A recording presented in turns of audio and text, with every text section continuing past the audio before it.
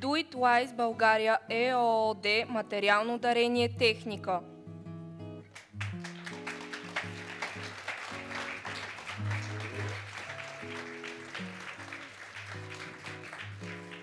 Юлиана Методиева сдружение Маргиналия презентационна техника.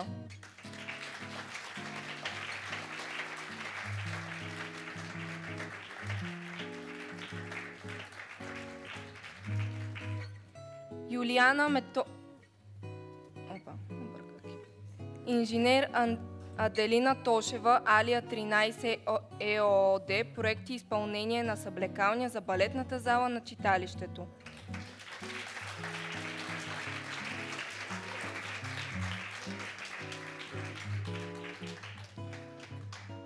Общност от квартала Оборище, дарение лични средства.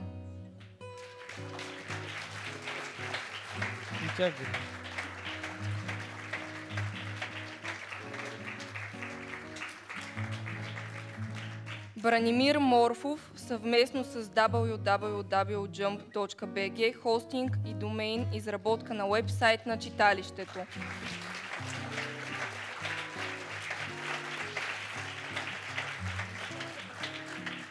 Ралица Огнянова Малинова, личен труд за подобряване на материалната база на читалището.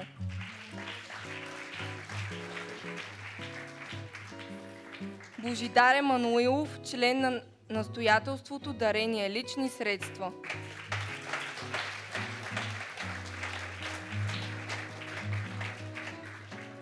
Боряна Дукова, дарение на книги за библиотеката на читалището.